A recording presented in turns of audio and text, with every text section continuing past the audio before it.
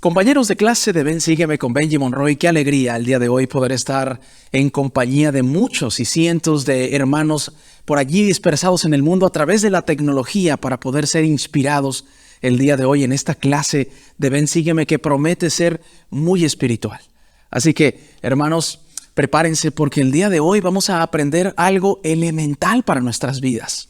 El protagonista, el libro de Santiago.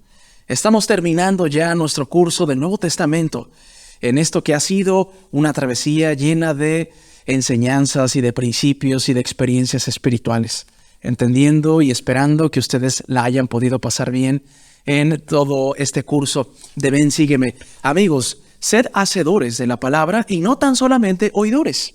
Esto lo hemos venido escuchando en las diferentes clases de Ven Sígueme. Para dar un repaso general de lo que hemos dicho antes y cómo nos vamos a introducir en este tema el día de hoy, quiero decirles que uno de los grandes desafíos de los seres humanos aquí en la Tierra, en su estado de imperfección y de constante aprendizaje, es que se nos es muy fácil hablar, prometer, querer o soñar. Pero son muy pocas las personas que hablan y actúan en concordancia con sus palabras. Son pocas las personas que prometen y lo cumplen. Una de ellas, nuestro Padre Celestial, por supuesto. Nuestro Señor Jesucristo, por supuesto. No vamos a tocar el tema en esta clase de juzgarnos a nosotros mismos o juzgar a los demás. En cuanto a este tema de si en realidad hacemos las cosas que decimos, pero sí vamos a introspeccionar nuestra vida diaria y vamos a tratar de dar ese siguiente paso. Si hay algo que nos cuesta trabajo en nuestro diario vivir en cuanto a lo que decimos y lo que hacemos, este es el momento para poner un alto a esa mala costumbre que usted tiene o a esa falta de acción que usted tiene. Para esto, todos juntos aquí en la clase de Ven Sígueme. Dice Santiago, hermanos, si pedimos con fe, Dios da abundantemente. Vamos a ir evidentemente a una de las escrituras más famosas que tenemos aquí en la Iglesia de Jesucristo y en el Evangelio de Cristo. Santiago 1, del 5 al 6, dice así: Y si alguno de vosotros tiene falta de sabiduría, pídala a Dios, quien da a todos abundantemente y sin reproche, y le será dada. Pero pida con fe, no dudando nada, porque el que duda es semejante a la ola del mar, que es movida por el viento y echada de una parte a otra. Voy a contarles mi experiencia personal. He hecho oración desde que tengo uso de conciencia, hermanos. He suplicado al Padre Celestial desde que mi padre y mi madre me enseñaron tan pronto como comencé a hablar. Pero no todas mis oraciones han sido con una fe firme y con esa convicción. Dice aquí en Santiago, hermanos, que si tenemos alguna duda, alguna pregunta, algún deseo del corazón, se la pidamos al Señor, pero que pidamos con fe. Pregunto, hermanos, ¿cuántos de ustedes han sido como yo a veces? Que no todas nuestras oraciones son pedidas con una convicción de fe. Muchos de nosotros que fuimos a la misión enseñamos que nosotros preferimos orar antes que recitar una oración ya memorizada o previamente establecida. Porque estamos esperando que la comunicación entre nuestro Padre Celestial y nosotros sea como una comunicación entre un papá y un hijo o una hija. Como nos dijo recientemente nuestro presidente Russell M. Nelson, que nuestras oraciones dejaran de ser una lista del supermercado, que se convirtiesen más en charlas que cualquier padre o madre amorosa tendría con sus hijos. Por lo que vamos a comenzar a dibujar los conceptos que aprendimos y que muchos de nosotros ya sabemos en Santiago 1:5. Aquel que tenga falta de sabiduría, vamos a dibujar aquí una persona un poco dudosa. ¿Está bien? Esta persona dudosa no sabe si unirse a la iglesia o no. Esta persona dudosa no sabe si es tiempo de cambiar o no. Esta persona dudosa no entiende algún pasaje de las Escrituras y le está creando un conflicto interno. Por lo que este personaje puede representar a muchos de los que nos están viendo en este momento. Y este personaje estará pensando en muchas cosas. Esto puede ser desde lo profesional, como lo dijimos ahorita, desde lo espiritual. Puede ser algún conflicto familiar, alguna disputa entre padres e hijos, entre cónyuges, entre abuelos, entre vecinos o compañeros de trabajo. Aquel que esté dudoso, pregunto yo, hermanos, ¿quién no ha dudado en algún momento? Todos. Todos hemos tenido que parar en algún momento para poder llevar a cabo algo. Porque no estamos seguros de algo. O porque creíamos que estábamos seguros de algo y al final hay una conciencia que hemos visto muchas veces, que es el Espíritu del Señor, que nos dice, calma, espera, todavía no vayas por allá, no vayas por acá. Y así, en muchas vicisitudes de la vida. Aquel que le falte sabiduría, no se nos pide que se lo pida a un buen amigo, aunque los buenos amigos dan buenos consejos. No necesariamente se nos está invitando a que lo hagamos mediante redes sociales, o preguntemos o indaguemos en algún portal que consideremos que es bueno, aunque también podemos encontrar respuestas ahí. Pero si nos vamos más al fondo, en esas preguntas del alma, hermanos, cuando son verdaderamente importantes nuestras dudas y nuestras decisiones, no hay mejor lugar que en donde encontrar nuestras respuestas que en Dios. Usted podrá decir, Benji, hay muchos lugares en donde encontrar buenos temas. Hay muchos lugares en donde poder encontrar buenos tips emocionales, religiosos, etc. Es verdad. Pero déjenme decirles una cosa. El autor y creador de todos esos buenos portales de internet, de todas esas buenas personas que dan buenos consejos, es Dios. Así que si usted se quiere ahorrar tiempo de investigación, porque quizá usted está muy ocupado, vaya directamente a Dios. ¿Cómo recurrir a Él? Mediante la oración, hermanos. Algo tan básico, pero a veces algo tan infravalorado, dentro del Evangelio. La oración, pero la oración con fe. Con fe y sin dudar.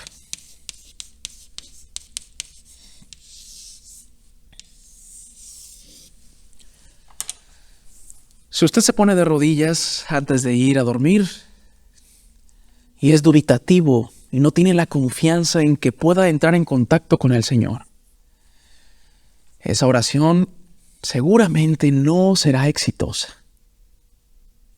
Nuestro Padre Celestial ciertamente nos oye con todo y nuestras imperfecciones, pero si uno quiere tener un contacto personal con el Señor, necesita tener la convicción y un ardor en el corazón de que allí va una oración poderosa. En mi poca experiencia, amigos de Ven Sígueme, puedo contarles que, a pesar de, como dije al principio, que no todas mis oraciones han sido esas oraciones sin duda y con mucha fe, no todas han sido así, sí puedo testificar que ha habido otras en las que siento que mi oración está llegando directamente a la presencia del Señor. Lo he sentido, hermanos. ¿Y saben qué? Recientemente. Es verdad que muchos de nosotros pudimos haber tenido experiencias de muy buenas oraciones cuando nos unimos a la iglesia hace 25 años. O cuando preguntamos al Padre Celestial si debíamos de casarnos con determinada mujer u hombre. Pero ¿qué hay de seguir cosechando nuestra fe mediante nuestras oraciones fervientes más constantemente? Qué bonito sería de que todos los miembros de la iglesia tuviésemos este tipo de oraciones casi a diario.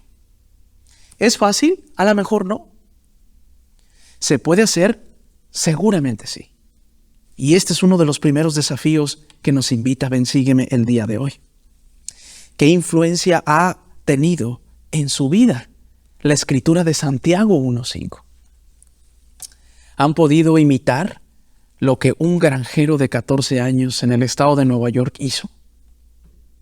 Aquel que buscó al Señor para preguntar a qué iglesia debía de unirse.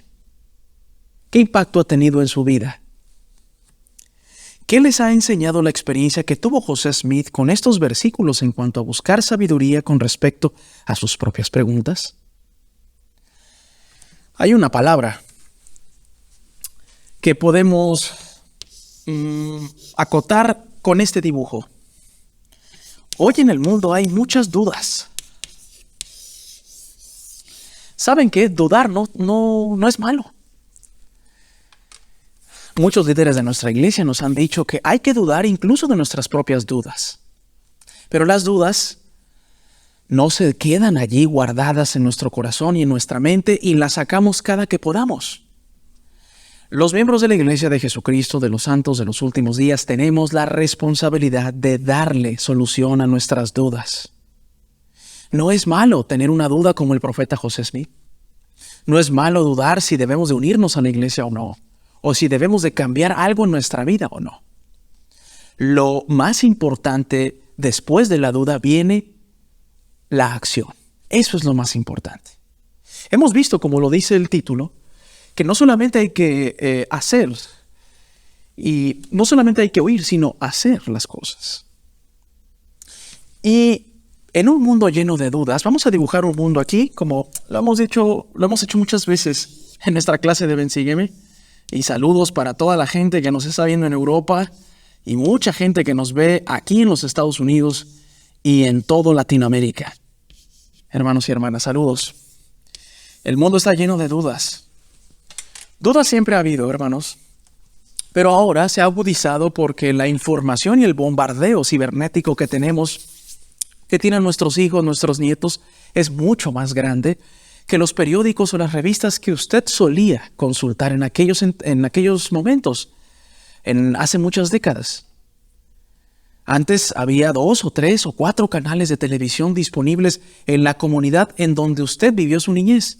Hoy en día, hermanos, en internet, en los sistemas de streaming, en computadora o en televisión, hay miles de canales que se emiten o que emiten su señal 24 horas. Por lo que las dudas pueden ser mucho más probables. Por ejemplo, un joven que va a internet y que pasa mucho tiempo en redes sociales o en transmisiones de videojuegos y demás, generalmente no va a escuchar muchas cosas positivas de Dios. Y si ese joven viene a la iglesia, va a escuchar lo contrario. De que es Dios la persona importante, de que es Dios quien tiene que estar en el centro de nuestras vidas. Y entonces vienen las dudas por parte de ese joven. Le gustan los videojuegos, les gustan las redes sociales, le gusta TikTok, le gusta Instagram y demás. Y también le gusta venir a la iglesia. Y entonces esa jovencita o ese jovencito comienza a tener conflictos en su cabeza, porque les gustan las dos cosas. Jóvenes que me están viendo, no hace falta dejar de creer en Dios para ser popular. No hace falta dejar de creer en Dios para hacer cosas divertidas, sanas. No cosas que divierten y que al final pueden destruirme. Si te encanta bailar en redes sociales, no debes de dejar de ser un cristiano. Si te encanta compartir tus talentos y dibujas o cantas en redes sociales, no hace falta dejar de creer en el Cristo. Las dos cosas pueden conjuntarse perfectamente. Es más, necesitamos gente talentosa en la iglesia, que no esté escatimando para compartir sus talentos dentro de la membresía de la iglesia. Al Señor le agradan que las personas traigan sus talentos a la iglesia.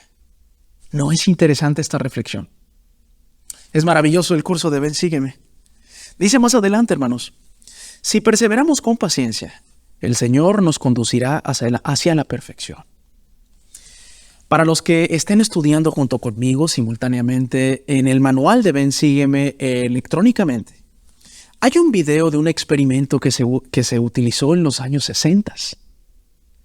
Un científico que ustedes pueden ubicar en el video el cual me estoy refiriendo, invitó a muchos niños pequeñitos a un salón en donde iban a ser observados. Era una silla y un malvavisco en medio o enfrente de la silla en donde estaban los niños. Los niños les encantan los caramelos, les encantan las cosas dulces. El doctor o el científico le dijo a cada niño por separado: si puedes esperar 15 minutos para no comerte ese malvavisco, la recompensa van a ser 2 malvaviscos. ¿Qué creen que pasó con el experimento? La mayoría de los niños no pudo soportar ver ese malvavisco que es tan delicioso y lo comieron.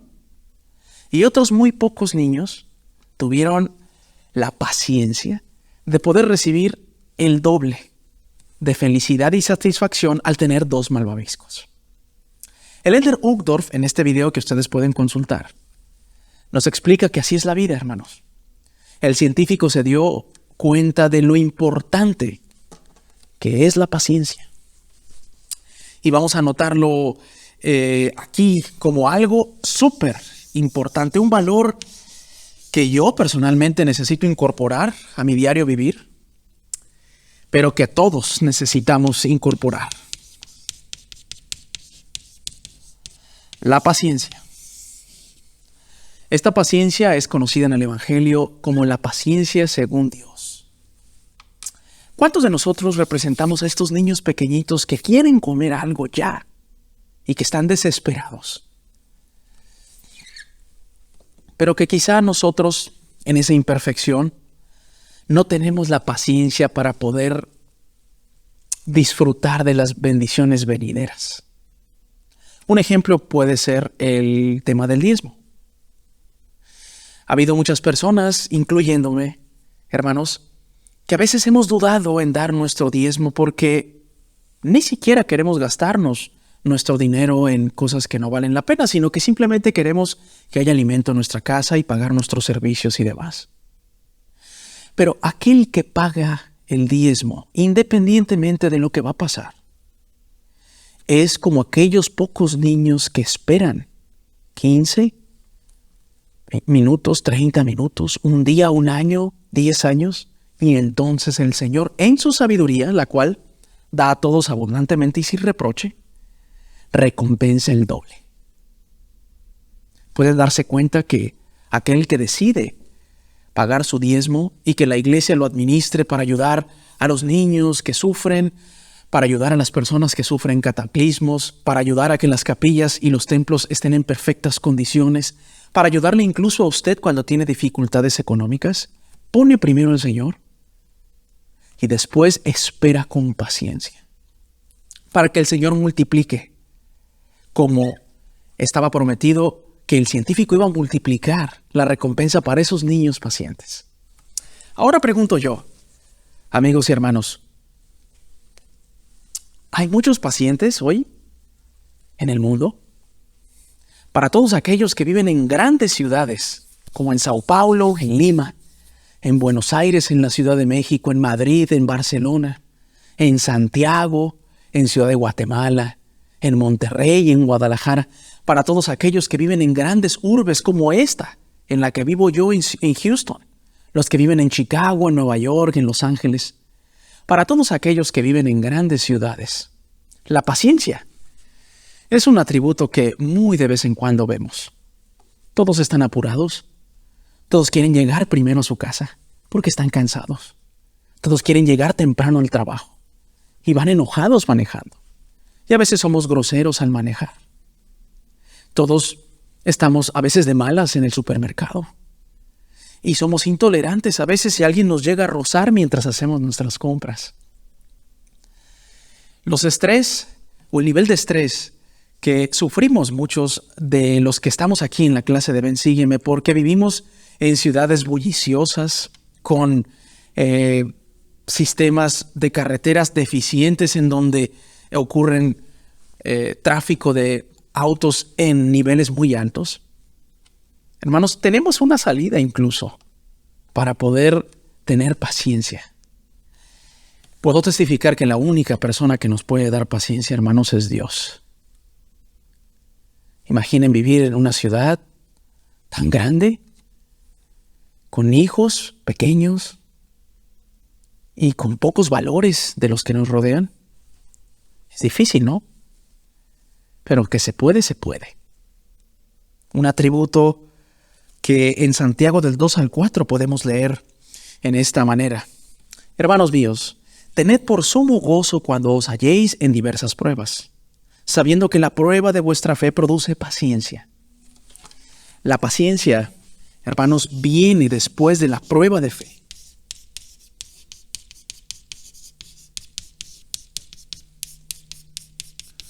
Esto me está cambiando la vida a mí, hermanos, y espero que se las pueda cambiar a ustedes también. Que nuestro Padre Celestial pueda tocar sus corazones para que usted deje de ver sus pruebas como desgracias. Para que usted deje de ver sus pruebas como castigos del Señor. La paciencia viene después de la prueba de fe. ¿Cuántos enfermos hay viéndonos el día de hoy? ¿Cuántas personas han ido por décadas a la iglesia solos?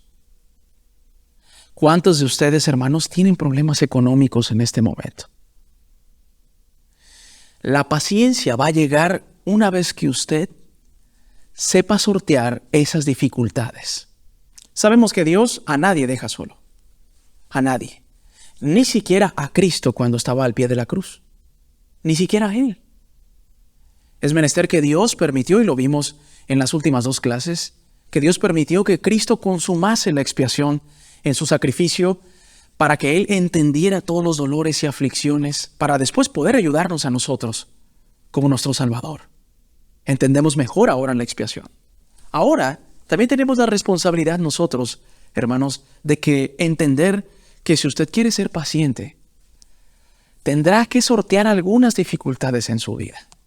Yo sé que lo puede hacer, porque hemos aprendido juntos aquí en las lecciones de Ven, Sígueme, que no hay quien pueda remediar nuestras vicisitudes y dificultades que no sea el Señor, nuestro Dios.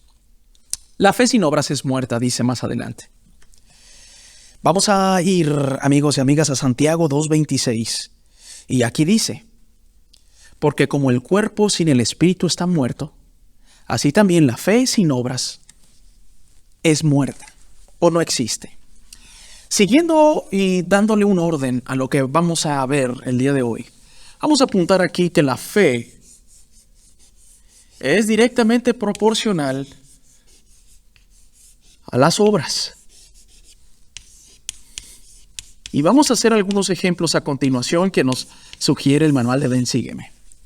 Dice aquí, podría escribir el siguiente enunciado en la pizarra. ¿A quién no le gusta la pizza? Hermanos, seguramente a muchos de ustedes. Imaginen esta pizza para todos aquellos que nos ven en la Argentina, para todos aquellos que nos ven en Italia y demás, o acá en los Estados Unidos. Hermanos, una rebanada de pizza sin queso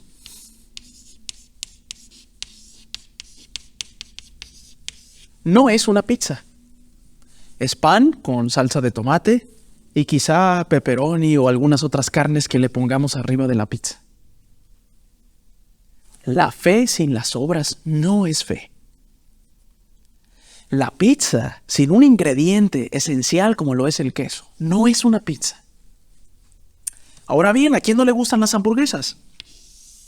Y vamos a empezar aquí a dibujar, hermanos, algunas comidas que pueden ser de las favoritas para muchos de ustedes en sus casas. Imaginen esta hamburguesa, hermanos. Después de salir de la capilla, a todos nos da hambre, ¿cierto? Buen provecho si usted está ingiriendo alimentos. Una hamburguesa sin carne, hermanos, pasa a ser un emparedado con lechuga, queso, jitomate, cebolla y demás. Pero una hamburguesa no lo es.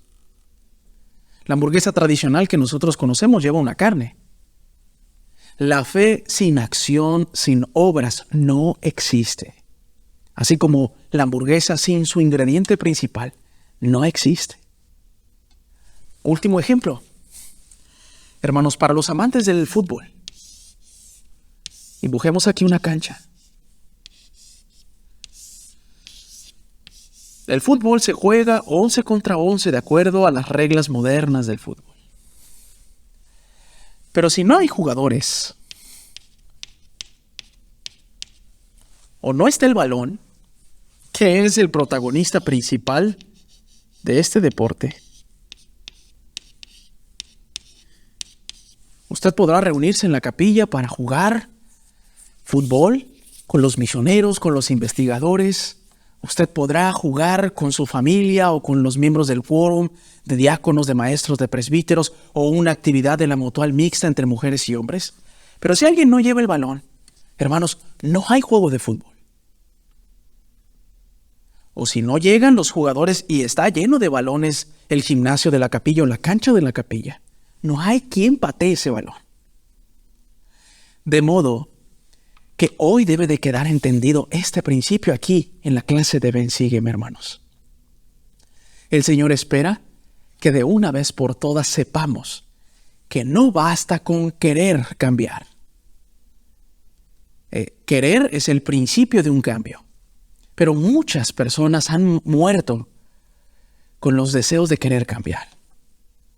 Aquel que quiere y después hace lo necesario para poder cambiar, amigos y amigas, consuma la fe en el Señor.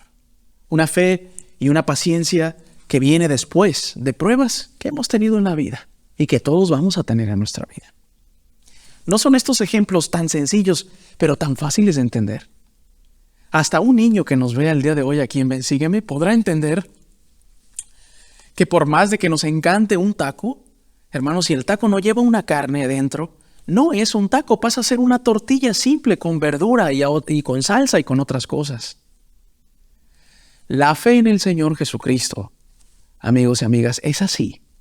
Demanda que la persona, después de haber orado y después de estar arrodillado orando al Señor con fe sin dudar, vaya y busque ese trabajo que tanto ha pedido y contacte a las personas y llenen las solicitudes que sean necesario llenar. Y que pida referencias con amigos que saben que le pueden ayudar también. Aquella persona que está teniendo problemas con su peso, se arrodilla y comienza a comer mejor. Y comienza a hacer ejercicio. ¿No fue lo que dijo el presidente Nelson ahora? Todos aquellos que tengan problemas con la comida y que en base a problemas relacionados a la obesidad usted haya perdido su calidad de vida y que ya no puede ir a la iglesia por problemas de sobrepeso o por problemas que vienen a causa del sobrepeso, como la hipertensión, como problemas del corazón, como problemas motrices o de diabetes, etc. Todo lo que usted conozca en esta vida, hermanos, tiene relación con el Evangelio de nuestro Señor Jesucristo, sin lugar a dudas. Como discípulos de Jesucristo, amamos a todas las personas sin importar sus circunstancias. Dice aquí, ¿por qué a veces tratamos a aquellos que tienen dinero, fama o poder de forma diferente de los que no tienen nada de eso? ¿Cómo podemos evitar tratar a otras personas de manera distinta debido a las circunstancias en las que se encuentran? ¿De qué manera son los fieles seguidores del Salvador en realidad los más ricos de todos? Veamos este ejemplo, amigos y amigas, que tenemos en Santiago 2, del 1 al 9. Hermanos míos, que vuestra fe en nuestro glorioso Señor Jesucristo sea sin hacer acepción de personas. Porque si en vuestra congregación entra un hombre con anillo de oro y ropa lujosa, y también entra un pobre con vestido andrajoso, y atendéis solícitamente al que trae la vestidura lujosa, y le decís, siéntate aquí, en buen lugar, y decís al pobre, quédate tú allí, de pie, o siéntate aquí debajo de mi estrado. ¿Acaso no hacéis distinción entre vosotros mismos y venís a ser jueces con malos pensamientos? Amados hermanos míos, oíd. ¿No ha elegido Dios a los pobres de este mundo para ser ricos en fe y herederos del reino que ha prometido a los que le aman? Pero vosotros habéis afrentado al pobre. ¿No os oprimen los ricos y no son ellos los mismos que os arrastran a los juzgados? No blasfeman ellos el buen nombre que fue invocado sobre vosotros. Si en verdad cumplís vosotros la ley real conforme a la Escritura, amarás a tu prójimo como a ti mismo, bien hacéis. Pero si hacéis acepción de personas, cometéis pecado y sois hallados culpables por la ley como transgresores. Voy a contar una experiencia, hermanos, después de haber leído esto, que comenté en la clase de escuela dominical, el cual estoy asignado en mi barrio aquí en Houston de poder impartir. Esto fue hace unos 2 meses. Cuando yo era pequeño, hermanos, yo no tuve más que una sola hermana, Melody Monroy, que la han visto muchas veces en videos aquí en Central de las Escrituras. Pero no tenía hermanos hombres con quienes jugar, por lo que mis padres permitieron que yo pudiese tener amigos en mi calle, en la escuela y sobre todo en la iglesia. Y me permitían invitar a mis amigos a casa y poder jugar fútbol y ver una película, después pasar la noche allí y después cada quien iba a ir a su casa o iban a venir por ellos. Una de esas veces que yo organizaba las famosas pijamadas, que muchos conocen ustedes, había un chico que vivía muy cerca de la escuela en la que nosotros íbamos. Este chico, hermanos, no tenía recursos económicos. Lo sabía porque a veces veía de dónde venía él, una casa muy pobre. Y sus ropas, hermanos, no olían del todo bien. Y su camisa del uniforme de la escuela se estaba casi trozando, hermanos. No recuerdo el nombre de él, si no estoy mal, era Ernesto Peña. Una vez Ernesto, hermanos, de quien no he sabido nunca más en mi vida, una vez Ernesto, escuchando los planes de la pijamada que yo iba a hacer en mi casa, una vez él se acercó conmigo y me dijo: Benji, ¿y yo cuándo voy a ir a tu casa? Ese Benji de 11 o de 10 años, que no entendía la diferencia entre tratar a todos por igual y hacer acepción de personas, de la cual habla Santiago 2. Le inventó un pretexto a Ernesto Peña para no invitarlo a su casa. Me llevé a mis amigos, que quizás sus uniformes eran más limpios, y la pasamos muy bien en mi casa. Nunca tuve el valor de invitar a mi casa a Ernesto Peña. Porque en mi falta de sabiduría a mis 10 y a mis 11 años, hermanos, creía que yo no debía de llevarme con gente pobre. Evidentemente eso no fueron los principios que me enseñaron mis padres, ni los que se vivían en casa. Al contrario, mis padres siempre trataron de que nosotros tratásemos a todos por igual. Pero yo estaba formando mi carácter espiritual. Hasta la fecha. Hermanos, ¿cómo me arrepiento de eso? ¿No se esperaba que yo invitase a un rico y a un pobre por igual a mi casa? ¿Qué acaso el Señor verá la cartera de las personas para determinar si entran al reino o no? Afortunadamente el Señor no va a implementar ese método tan rústico y básico de tratar a todos dependiendo de lo que tienen. Aquí en Santiago pudimos entender una lección que debemos de entender de una vez por todas. En la iglesia no son mejores las personas a las que les ha ido bien económicamente. Y eso no quiere decir tampoco que a los que les va mal económicamente es porque seguramente han fallado en la ley del diezmo. Hermanos, ni idea tenemos nosotros de lo que pasa en los corazones y en los hogares de aquellos que tienen pruebas en la vida y que pecan de diferente manera a la que peco yo. Porque yo peco y todos hemos caído en pecado todos los días. De modo, hermanos, que si hay alguien con ropas como las de Ernesto Peña,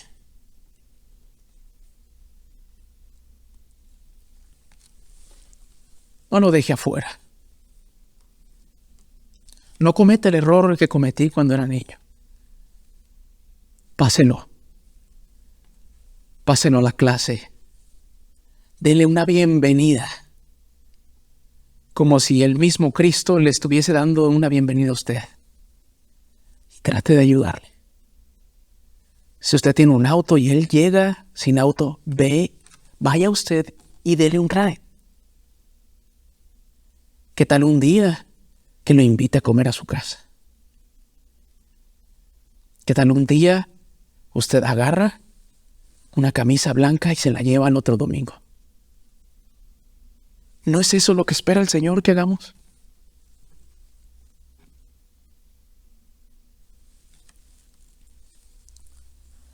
¿Por qué a veces tratamos a aquellos que tienen dinero, fama o poder de forma diferente de los que no tienen nada de eso, hermanos? Para el Señor todos somos iguales. Y el Señor le da fama a algunos y dinero para ver si pueden sortear la prueba de la fe. Muchos de ellos claudican. También nosotros, los que no lo tenemos, los que no tenemos esa fama y esos recursos, con un poquito, hermanos, nos mareamos y caemos. No importa si eres pobre o rico. Si tienes una fe en Dios, entonces serás sabio. Y con poco harás mucho. Y con mucho aprenderás a dar a los pobres. ¿No es maravilloso este evangelio? Que a veces entendemos tan poco. Déjenme decirles una cosa que también he podido compartir con muchas personas a lo largo de mi corta vida en la iglesia y en la tierra. La dignidad de las personas, hermanos, no reside en la vestimenta. No reside en su cuenta de banco. El valor de las almas no reside en base a la finura de sus ropas. La dignidad y el valor de las almas residen en el corazón. De modo que si tuviera de frente otra vez a Ernesto Peña, le diría que fuera a mi casa a comer lo que él quisiera. Quizá nunca lo vuelva a ver, pero mi responsabilidad como maestro, como sacerdote, como integrante de la Iglesia de Jesucristo, es que esto no me vuelva a pasar. Y poder tratar a todos como si todos fuésemos igual a la vista del Señor, como realmente se espera que nos tratemos y que podamos sentirnos dentro de la Iglesia. Dice aquí, las palabras que utilizamos tienen el poder de herir o bendecir a los demás.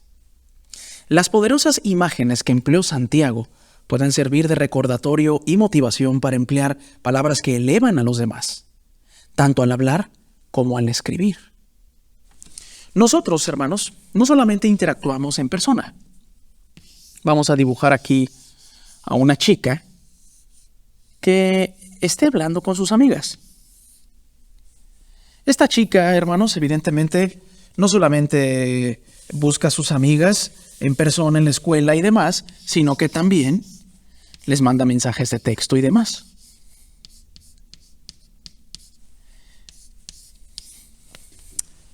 ¿Qué es lo que escribimos cuando mandamos un mensaje de texto?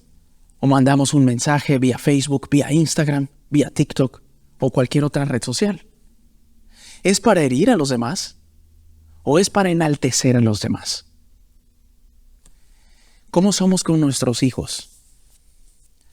¿Nuestra educación es a base de regaños, amenazas y consecuencias?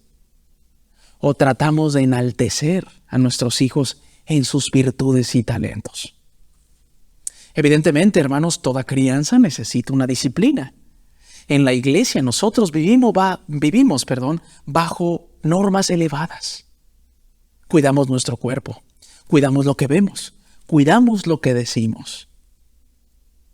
Y alguien que quiera poner primero al Señor en el centro de su vida, tiene que entender que lo que hablamos tiene que ser congruente con lo que decimos y lo que pensamos y lo que hacemos. Lo hemos visto en esta clase aquí en Santiago. Pero si nosotros, hermanos, cuidamos la forma en la que nos expresamos, nos pareceremos un poco más al Señor. Todos en algún momento hemos dicho una palabra antisonante, una grosería. ¿Y recuerdan aquellos viejos refranes de ¿con esa boca besas a tu madre? Bueno, no estaba tan equivocado ese refrán. Nosotros, los que hemos utilizado lenguaje antisonante, después venimos el domingo a la capilla y ya no nos sentimos tan bien. y nos arrepentimos para no volver a utilizar ese lenguaje. Cualquiera puede ofender. Cualquiera, hermanos. En el transporte público, en un estadio de fútbol, ¿no? La gente avienta denostación hacia el árbitro, hacia los rivales, hacia los jugadores y demás. Pero pocas personas en la vida enaltecen a los demás. Haga este ejercicio junto conmigo. Pregúntese cuándo fue la última vez que usted, varón, le dijo a su esposa, te ves hermosa. ¿Cuándo fue la última vez que usted, hermana, le dijo a sus hijos, estoy orgullosa de ustedes?